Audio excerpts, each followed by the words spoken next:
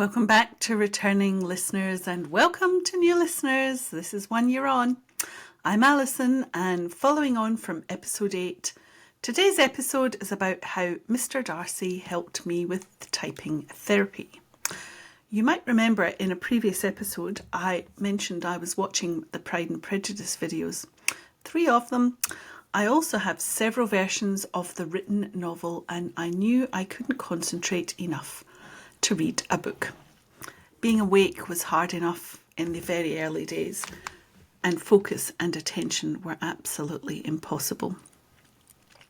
I also wasn't able to think enough to create my own writing, and I knew to get back to work I needed to type as I use a computer every day, all day for my job. So I thought if I couldn't write my own words, I'll just use someone else's words. And so it ended up Jane Austen's Pride and Prejudice and Mr Darcy.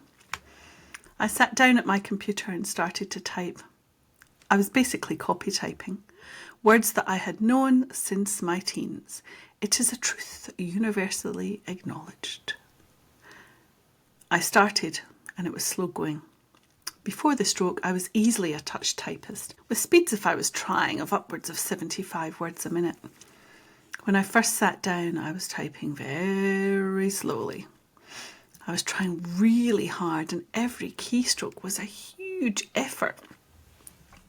I dated my work and I began to see progress, but in the first instance, I typed just the words, none of the punctuation, no speech marks, no commas, no nothing. I was trying really hard to get the spellings of the words correct, as I knew spelling had been so hard for me with the trouble I was having composing SMSs on my phone. It wore me out to practice like this, and I would have to have a sleep after doing it. But I needed to be able to type properly. I was determined with this task. I went back every day or every second day, and I completed more and more each time. And it got better and better each time. It was plain to see that the regular practice was working, and I finally was able to type as if I was typesetting the book. I stopped after about 3 weeks, comfortable with how I had progressed. I then moved on to writing my own words, and I called it I Was Born Talking, as that's what my mum would say about me. And I wrote 4,500 words, detailing the first 2.5 weeks of my time recovering from the stroke. I suppose I wrote this in some ways to challenge my own memory, and I felt it was a test that I put on myself. I did a lot of that, testing myself, that is.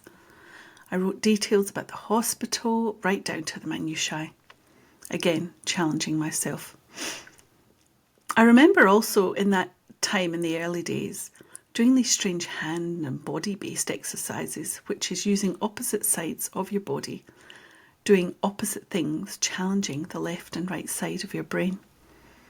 I spent a fair bit of time doing them and found them really hard. So I was trying hard to make my brain coordinate between the two hemispheres, to coordinate between them. And I suppose as young children, little babies learn to crawl, and they don't even think about it. But they are in a massive learning space of constant learning how to control their bodies, gross motor skills of learning to crawl, then how to stand, and then to walk. Each of them builds on the last skill, using specific muscle groups and using the two hemispheres of the brain at the same time. It's really hard to learn how to do these things as a grown adult. I don't remember how I learned to walk as a young child.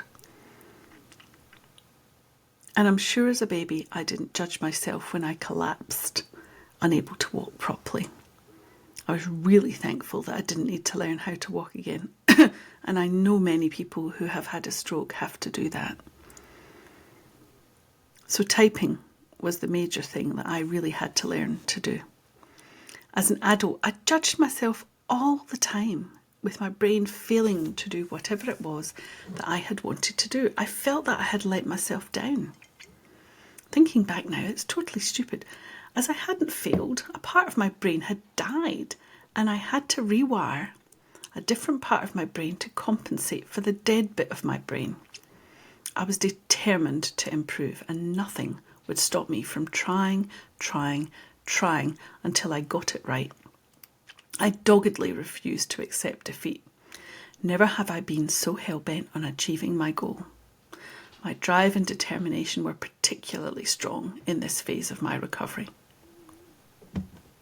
Thank you for listening. If you've enjoyed this episode, please like, share and subscribe. I'll be back next time to talk about going back to the GP and how I had to get a workup, which was an investigative work, trying to work out what caused my stroke. Thank you.